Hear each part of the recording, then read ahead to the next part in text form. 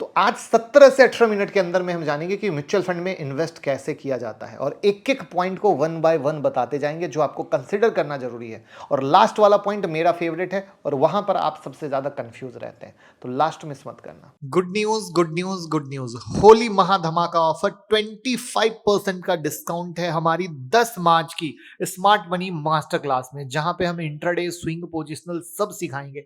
इस गिरते मार्केट में कैसे ट्रेड करना है, कैसे बेच के पैसा कमाना है, कैसे आपका इन्वेस्टमेंट को सही करना है, कैसे पोर्टफोलियो को सही करना है, कैसे सेक्टर रोटेशन करना है, यानी जो अभी मार्केट चल रहा है इन सारी प्रॉब्लम को हम डिस्कस करेंगे, जिससे कि आप अपनी ट्रेडिंग अच्छी कर सको और इन्वेस्टमेंट अच्छी कर सको, और साथ में क्रिप्टो में लोग जो शिफ्ट कर रहे हैं उसको भी हम कवर करेंगे। तो लिमिटेड सीट है, मौका ना जाए। 9708094321 पे कॉल कीजिए। 2025 शुरू होते ही मार्केट में एक चीज लगातार बनी हुई है, वो क्या है? वॉलेटिलिटी के साथ लगातार गिरावट। आप देख ही रहे हैं, रोज एक न एक नई न्यूज आ रही है और मार्केट गिरता जा रहा है। ऐसे में मिडिल क्लास के लिए स्टॉक में इन्वेस्ट करना सुपर डुपर रिस्की है और यूं ही लोग फंसे हुए हैं। और ऐसे टाइम में हम ध्यान देते हैं म्यूचुअल फंड की तरफ। अब आप लोग बोलेंगे, अभी कुछ दिनों पहले एक बहुत बड़ी एएमसी के चीफ इन्वेस्टमेंट ऑफिसर ने कहा था कि मिड कैप और स्मॉल कैप में अभी अच्छा रिटर्न नहीं आएगा और आप म्यूचुअल फंड की बात कर रहे हैं।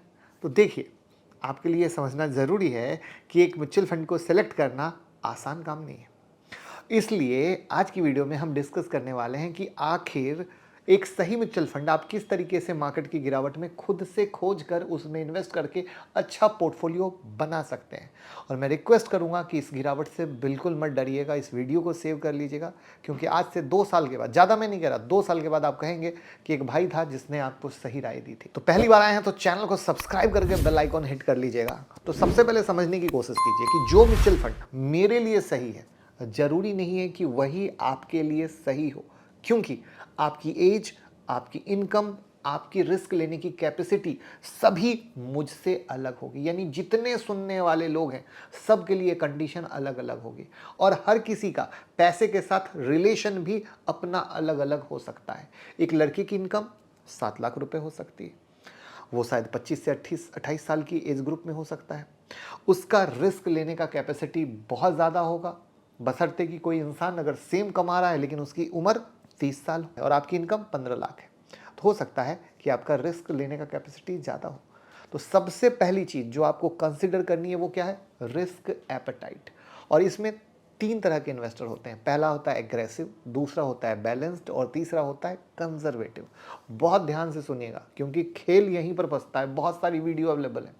हर इंसान जब बना रहा है, बता रहा है, तो इंसान को ये लगता है कि वो मेरे लिए, बट वहीं पर ये जो रिस्क एपेटाइट या पैसे की कमाई या रिस्क हम कैसे ले सकते हैं, इन सब में मामला खराब हो जाता है। तो देखिए, जनरली क्या होता है, इक्विटी म्यूचुअल फंड में रिस्क और रिटर्न दोनों ज़्यादा रहते हैं, इसलिए कहा जाता है रिस्क है तो इश्क है।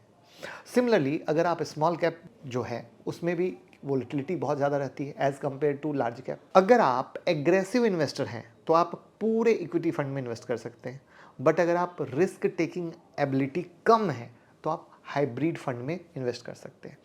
हाइब्रिड फंड में आप देख सकते हो बैलेंस्ड हाइब्रिड और एग्रेसिव हाइब्रिड फंड।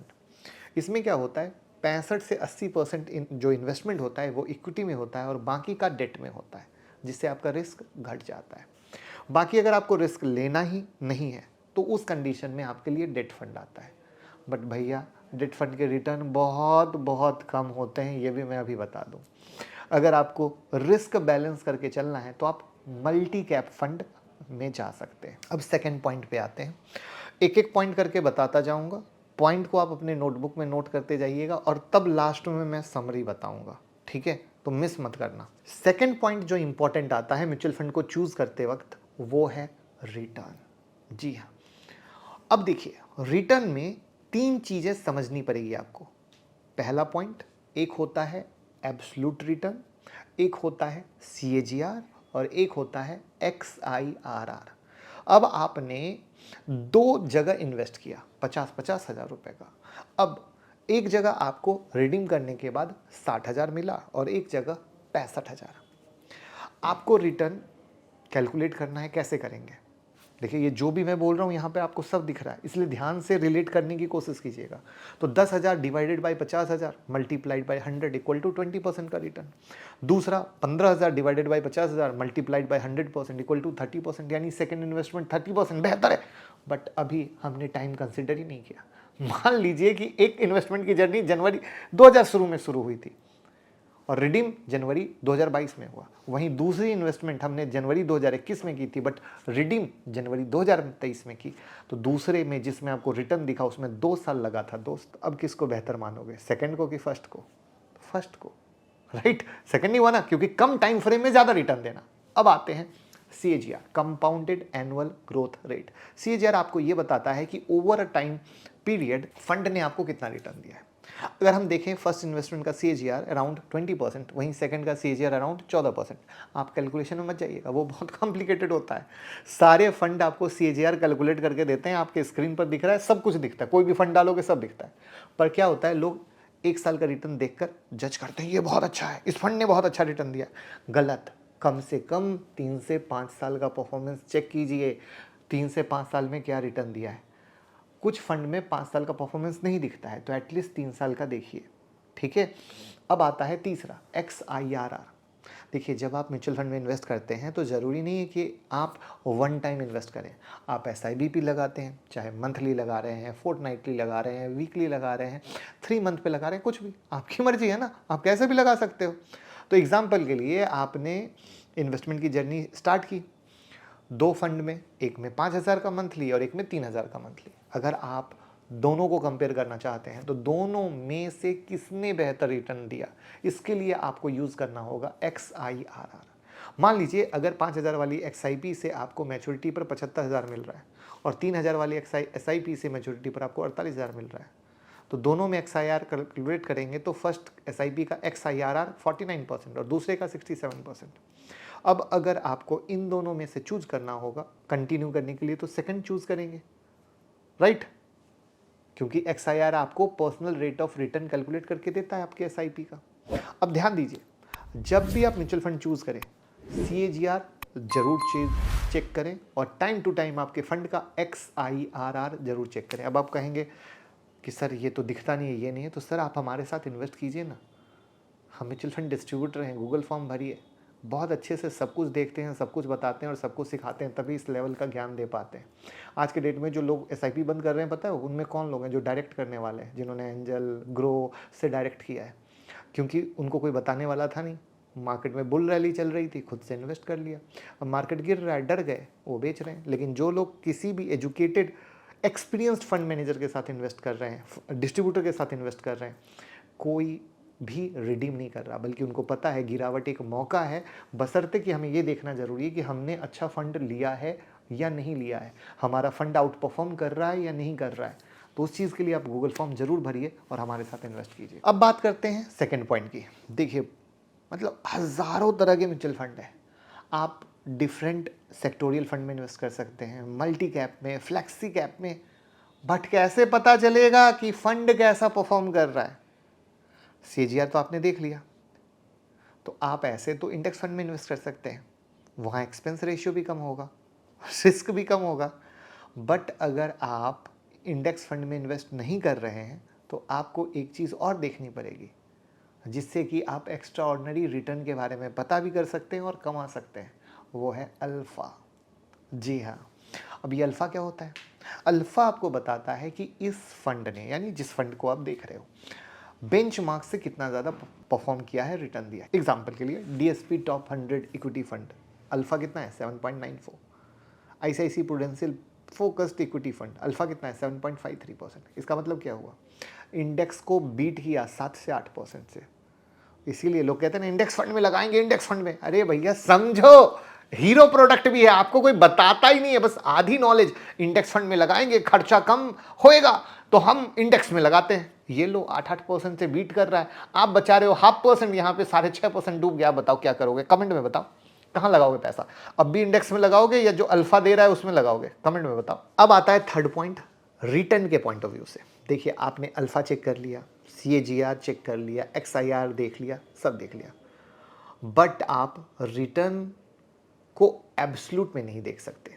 रिटर्न देखते वक्त रिस्क कंसिडर करना भी ज़रूरी है कि कितना रिस्क लेने पर आपको कितना रिटर्न मिल रहा है। इसलिए हमें म्यूचुअल फंड चूज़ करते वक्त शार्प रेशियो देखना पड़ता है। बहुत ज़रूरी है दोस्त। शार्प रेशियो आपको बताएगा कि इस फंड में हमें इतना रिटर्न कमा के दिया है और कितना रिस्क लिया है, यानी कितना रिस्क लेना पड़ता है इतना रिटर्न कमाने के लिए। मैथ में नहीं जाएंगे, रिटर्न ये रेशियो भी आसानी से आपको दिख जाता है हर फंड के नीचे जैसे दिख रहा है। अब याद रखिएगा, शार्प रेशियो हाई होना अच्छी बात है, बस आपको कंपेयर ये करना है कि फंड का शार्प रेशियो कितना है। आप आईसीआईसीआई प्रूडेंशियल फोकस्ड फंड और डीएसपी टॉप 100 इक्विटी फंड दोनों में देखिए, रिटर्न भी हाई है, अल्फा भी हाई है compare to other fund, sharp ratio भी, यानी ये फंड अच्छा परफॉर्म कर रहा है। एग्जाम्पल समझ में आया? तो इतनी मेहनत करनी पड़ती है, आप कर सकते हो। तो अब रिटर्न में हमने ये देख लिया कि क्या देखना है। अब आती है बात एक्सपेंस की। तो देखिए, इंडेक्स फंड रहते हैं उनमें जनरली एक्सपेंस रेशियो कम रहता है क्योंकि उसमें रिसर्च इतनी करनी नहीं पड़ती है ना, और बहुत एक्टिवली उसमें ज़्यादा बाइंग सेलिंग नहीं होती है, एक्सचेंज नहीं होता क्योंकि इंडेक्स को कॉपी कर रहा है। वहीं पर अगर हम दूसरे फंड कंसिडर कर रहे हैं तो उसमें ये सारी मेहनत होती है, तो उसमें एक्सपेंस रेशियो ज़्यादा लगता है। तो अब किसी में 0.5%, किसी में 0.75, 1%, 1.5%, 2% जैसा होता है। लेकिन अभी मैंने आपको दिखाया था अल्फ़ा, तो ये आपको डिसाइड करना है। जब इंडेक्स फंड जा रहे हो तो आप फुल सिक्योर में जा रहे हो, मेरे को सेफ चाहिए, कम चाहिए, कोई बात नहीं, खर्चा कम लगेगा, ठीक है। लेकिन आप कुछ एक्स्ट्रा ऑर्डिनरी रिटर्न कमाने जा रहे हो तो वहाँ पर ये 0.5% देने के लिए तैयार रहो और उसमें आपको कहीं से कोई तकलीफ होनी नहीं चाहिए। आई बात समझ में? तो ये आपको डिसाइड करना है कि क्या बचाना है, क्या करना है। उम्मीद करता हूँ वीडियो समझ में आ रही हो तो लाइक ज़रूर कीजिएगा और कोई भी सवाल रह जाए कमेंट में लिखिएगा। इसके बाद देखते हैं एग्जिट लोड। एग्जिट लोड क्या होता है? अगर आप म्यूचुअल फंड सेल करते हैं तो कंपनी आपसे जो अमाउंट चार्ज करती है वो होता है एग्जिट लोड। आइडली 1% से ज़्यादा का एग्जिट लोड नहीं होना चाहिए। अब बात आती है फंड मैनेजर की। बिल्कुल, ये तो हीरो है, घोड़ा कौन दौड़ा रहा है? Fund manager. तो देखिए, जो फंड एक्टिवली मैनेज होते हैं उसमें ये देखना ज़रूरी है कि आपके फंड को कौन मैनेज कर रहा है, क्या फंड मैनेजर का एक्सपीरियंस है, क्योंकि एक्टिवली जो फंड मैनेज कर रहे हैं उनमें आपके फंड मैनेजर का एक्सपीरियंस का मेजर रोल है। अब मान लो कोई फंड मैनेजर है XYZ, उनके पुराने फंड हमेशा अल्फ़ा जनरेट किए हैं, बेहतर रिटर्न जनरेट किए हैं, सब कुछ अच्छे तरीके से, तो उनका कोई भी नया फंड आएगा तो आप उस पर विश्वास कर सकते हो कि ये वही घुड़सवार है जिसने जितने भी घोड़ों को दौड़ाया है उसको जिताया है, राइट। और इसका डेटा आपको AMC की वेबसाइट पर मिल जाएगा। साथ ही आपको म्यूचुअल फंड का पोर्टफोलियो भी मिल जाएगा जिससे आप देख सकते हैं कि किस सेक्टर में कितना पैसा लगा रहे हैं ये लोग। तो आप चेक कर सकते हैं कि किसी रिस्की सेक्टर में ज़्यादा पैसा लगा रहे हैं या किसी स्ट्रेटजी को फॉलो कर रहे हैं, क्योंकि म्यूचुअल फंड वालों की भी बहुत स्ट्रेटजी होती है। उम्मीद करता हूँ समझ में आ रहा होगा। तो फिर आप चूज़ कर सकते हैं कि भैया कहाँ क्या लग रहा है, किस तरीके से लग रहा है, मुझे क्या समझ में आ रहा है, क्या नहीं आ रहा है, इनकी पुरानी स्ट्रेटजी क्या थी। तो उस तरीके से सारा डिसाइड करते हुए आप एक फंड मैनेजर को डिसाइड करते हो, ठीक है। अब एक पॉइंट जो हर कोई मिस करता है वो है एसेट अंडर मैनेजमेंट, AUM। देखिए, AUM यानी market value of all the asset that is managed by mutual fund manager, ठीक है। तो जनरली इन्वेस्टर सोचते हैं कि अगर AUM का साइज बिग है तो बेहतर है क्योंकि ज़्यादा लोग उसमें पैसा डाल रहे हैं, यानी ट्रस्टवर्दी है। बट ये हर बार सही नहीं होता है। एग्जाम्पल के लिए, अगर आप किसी स्मॉल कैप में पैसा लगा रहे हैं और उस फंड का साइज 10,000 करोड़ का है, तो जनरली स्मॉल कैप की कंपनियों की मार्केट वैल्यू कितनी होती है? 2,000 करोड़, 5,000 करोड़, राइट है ना। और अच्छी स्मॉल कैप कंपनी जनरली गिनी चुनी है। अब अगर एक म्यूचुअल फंड हाउस किसी स्मॉल कैप में 500 करोड़ के अराउंड इन्वेस्ट करती है तो उस कंपनी का मार्केट प्राइस वैल्यूएशन से ज़्यादा बढ़ जाएगा, जिससे शेयर की डिमांड और बढ़ेगी और फेक ग्रोथ कहीं ना कहीं दिखने लगेगी। और अगर म्यूचुअल फंड को अगर ज़्यादा बड़ा साइज फंड साइज है तो जनरली फंड डिप्लॉय करने में, यानी उसको डिस्ट्रीब्यूट करने में भी प्रॉब्लम होती है। इसलिए हमेशा ज़रूरी नहीं है कि फंड साइज बड़ा हो तो वहीं पैसा लगाएंगे, ठीक है ना। तो आइडली 3,000 से 25,000 करोड़ के म्यूचुअल फंड अच्छे माने जाते हैं। बात सच्ची और अच्छी लग रही है, समझ में आ रही है?